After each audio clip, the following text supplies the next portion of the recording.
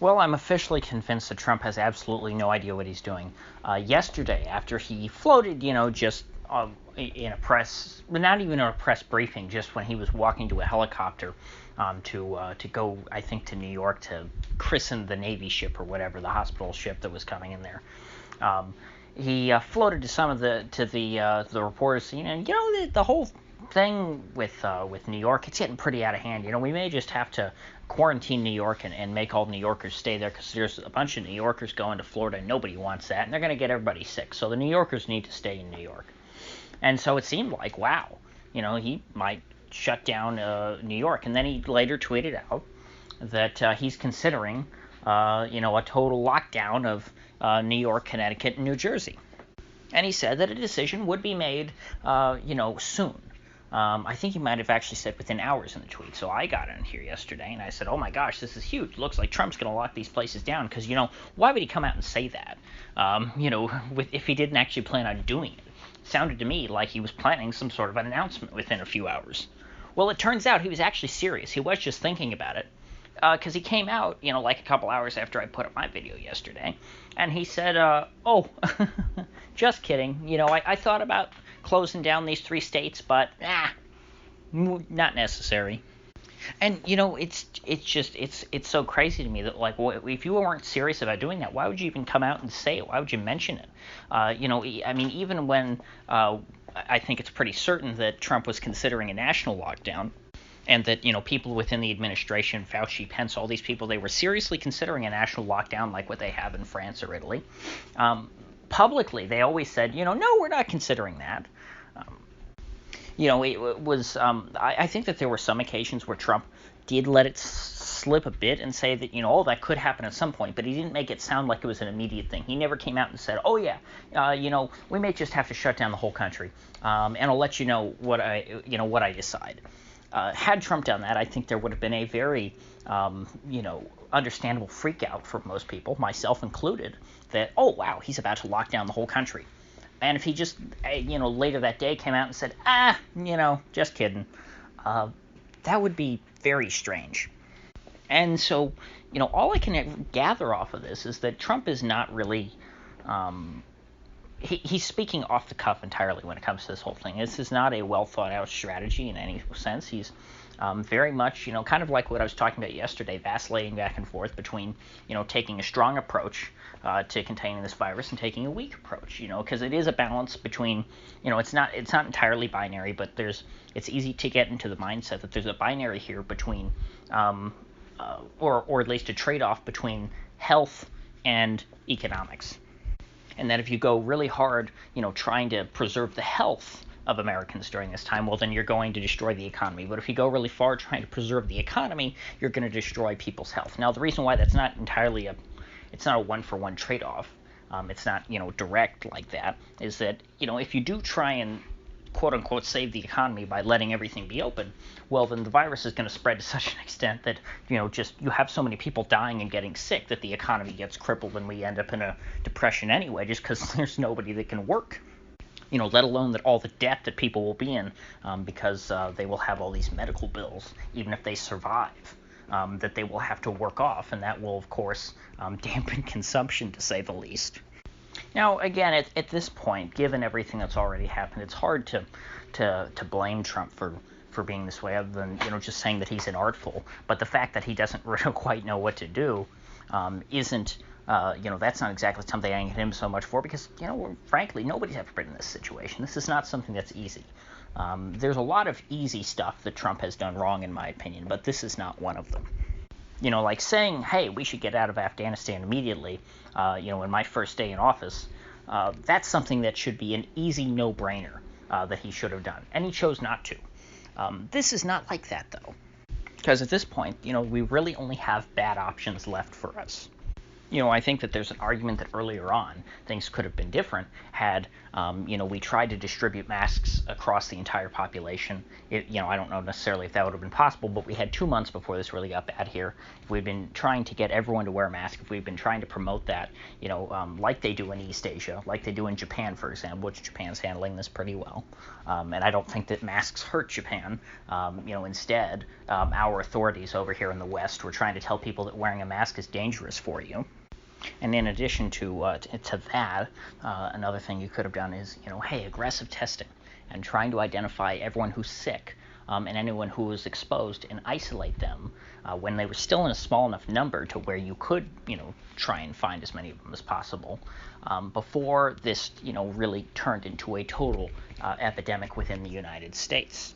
And even if you failed at doing so, you would have had a great, if you do this very early on, the few people that you are able to catch are on a percentage basis, are going to help slow or stem the spread, as Trump and his people are fond of saying, very effectively, to the point to where you slow the growth of cases and you stop, you snuff out little nodes of hot spots before they can get started. And that, again, gives you time to prepare the hospital system. It gives you time to get people more masks. And, of course, it will just slow the very, very rapid growth of this, the exponential growth. That is how you would have flattened your curve back then. And you could have done this without locking down the whole country, without ever telling everyone that they have to stay home from work, had the government been more aggressive in trying to track things down. Now, there's also the argument that the United States is just so big that that wouldn't have been possible. And I agree, they couldn't have stopped it entirely. It's not like we would have had no epidemic here. But I think that you could have slowed things down quite a bit had the government taken these steps much earlier. But the fact of the matter is they didn't take those steps. And so here we are. As an indication of where we're at, Fauci, who works, directly for Trump, and again, even though he, within the Trump administration, seems to be someone who's a little more pessimistic, or you might say a little more realistic, and I think that's actually gotten him in trouble behind the scenes, because there were a couple days there after Fauci, said something sort of talking down the prospects of hydrochloroquine, saying, hey, that's not really a decent option. Don't get your hopes up. He was not at the press briefing for a couple days. And so I think he might be a little too pessimistic, as far as he's not in the center of what the administration says. With that said, though, the fact that he's in the administration at all tells me that he's not exactly the most apocalyptic guy when it comes to this stuff. And so even he out there is saying we're going to have millions of cases of this in the United States and probably 1 or 200,000 dead. Now, millions infected and 1 or 200,000 dead is not enough to achieve herd immunity. So I assume what Fauci's working into his estimates here is that we're going to be able to slow the spread enough to where we'll develop a vaccine. By the time we develop a vaccine, that will be the amount of people who will have ended up dying from this. And so I think that's how he's arriving at that number. But assuming that, we aren't able to, achieve, to get a vaccine before that point, well then, herd immunity will be what will stop the virus. And in order to do that, let's say to be generous, you need about 60% of the population needs to have immunity to this. And so that means something like 192 million infected and like 7.68 million dead if you use China's probably very optimistic number of a 4% death rate. And so to me, it really looks like a best-case scenario if we only have 100 or 200,000 dead, which again is an astronomical number that I don't think many people will be able to fathom. And so perhaps by throwing that out there now, even though it seems to me like a really low estimate, he's conditioning people and starting to give them get people used to the idea that a lot of folks that they probably know are going to die of this. But again, the vaccine thing, I guess, is really the big variable here. How much time will it take them to get a vaccine? I don't know. I'm not a medical professional, so I'm not sure to what extent they can fast-track stuff, because, of course, a lot of the reasons why you don't have drugs or vaccines for certain diseases come out quickly is because of the FDA, and it's, hundreds of millions of dollars, I think, to try and get something through the FDA, which is why, you have a pharmaceutical industry that is very oligarchic. those are high barriers to entry for anyone who wants to produce a drug, and that very much benefits the largest producers.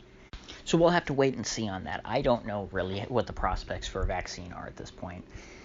Now, something that I do know, though, is that the economic angle to this, the length of time now that it looks like this is going to go on, because, again, as you're slowing the spread, you're also, you're extending the amount of time that people are on lockdown. And the longer people are locked down, the longer from now we will be able to begin a recovery. Because normally with a depression or a recession, you have some event that triggers the beginning of that, and then all the pain comes, but you can start working through it. The healing process begins almost immediately because the pain is a part of the healing. But in this case, the pain is a substantial part of the disease, aside from the financial problems that I've discussed before, that were a pre-existing condition that is being made worse by this virus. The pain of locking down the whole country means that even if we somehow got through the financial troubles, over the next few months, which again, as long as the country's locked down, I don't think that they will let the financial system collapse, that they're going to try and prop it up as much as possible. That means that the real depression probably won't even begin, in earnest, until the lockdowns are lifted and we kind of go back to work. That's when things will probably start coming apart, and they'll be able to let this system, kind of correct itself. But again, even that's a big if, because the government and the Fed have made it clear that they don't really, they don't want any recessions ever. People have lost the idea that, recessions can happen. And so there's a lot of uncertainty there. But again, my point is that the recovery has no chance of starting until the date that the lockdowns are lifted. And so the longer the lockdowns are on, that's just, you're extending and deepening that eventual depression, because the longer things are closed, the more things are breaking, the more supply chains break down, the more that our society gets distorted. And so it's impossible to predict the magnitude of the damage that's being done right now and that will be done over the next few months. I mean, after over 3 million people, filed for unemployment last week, I can't even imagine what it'll be this week. 3 million is just, it's a number that is astronomical in terms of the unemployment data. There's, it's so many times larger than the largest readings that we've ever seen. It's like 2% of the workforce. So, the unemployment rate just ticked up 2% in 1 week. But anyway, with that said, if you get anything of value out of this video, I'd appreciate you clicking that like button and sharing this video. And if you haven't already, please do subscribe, because I do upload every day and I'd hate to have you miss one. So I'll see you folks back here tomorrow.